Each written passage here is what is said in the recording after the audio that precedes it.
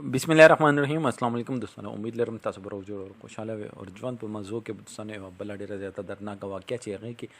ایوا مور خپل لونو پسې وسه والا ولې وسه والا واجه سو تاسو ګناه کړی و دوستانو که تاسو ته خبر بنځان خبرول غواړي مونږ چینل مخه سبسکرایب کړئ ټلې نشان د سوي چې مونږ راتلونکي معلومات ویډیو تاسو ته اسانه سره ملاوي شي دوستانو د واقعیا د شیخ پورا دا چې ایوي جنې دوا کلمه کې خپل کور رضامندي سره لو میریج کړو او هغه نه بعد هغه وا لور وشوله هغه نه بعد چې کله دویم کال کې دویمه لور وشوله هغه نه بعد هغه غریلو مسایل شروع شول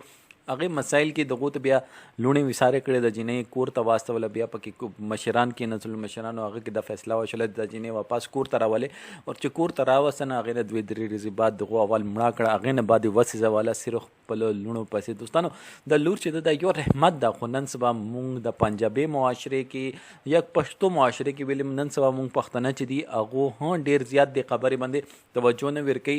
اول د پښتون ډیر زیات غیرتمند خنن سبا مونږ پښتون چې دا هغه کې غیرت نوم ځکه ختم شوی دی چې هغه تانه ګوري ته قزه دا نر دی ماشوم دی صحیح حساب دی دوستانو خنن یو پنجاب کې لونې خويندې ټولو برابر وي چې یو کلمه تیر کړی لا اله الا الله محمد رسول الله مونږ ټولو خويندې باندې یو خويندې باندې دي دا ها چا خور مور وا هغه غریب صدمنه غاړ ظلم وشلو چې اواله مړه کړه خپل لونو پسې چې دوی وړې وړې لونې وي او دغه بل چا سره لین دین او هغه لین دین په هغه کې دغه خپل لونو ته ونه کتلو چې د مې د لونو مور ده او دغه خپل خزه وسی زواله هغه نه بعد پولیس ته چې کله هغه کور ول راغلو د جنې کور ول راغلو هغه 15 باندې کال وکړو اور هغه چې کله پولیس راغلو نو پولیس دا کسان گیر کړو دوستانو دې کې افسوس نه خبره ده چې کوم مشمنان دي یا مونږ چې کوم بچی دي هغه څه کم کلتیا کوي نو مور پلار ته فکر ده چې هغه پوي کی دې کیس کې پلار اور مور پکې ملوثو اور هغه په سالا باندې د جنې مړه کړی دا اور هغه نه بعد ودا ویلي دي دغه ځان تخپل اور ورته کړی دی په کچن کې دوستانو مونږ ته صرف لګ احساس پکار ده مونږ د مشرانو ته احساس پکار ده د کشرانو نه که غلطي کیږي نو مشرانو ته پکار ده چې هغه پوي کې دوستانو که مونږ نه ویډیو مونږ خوښ شي مونږ چینل مخه سبسکرایب کې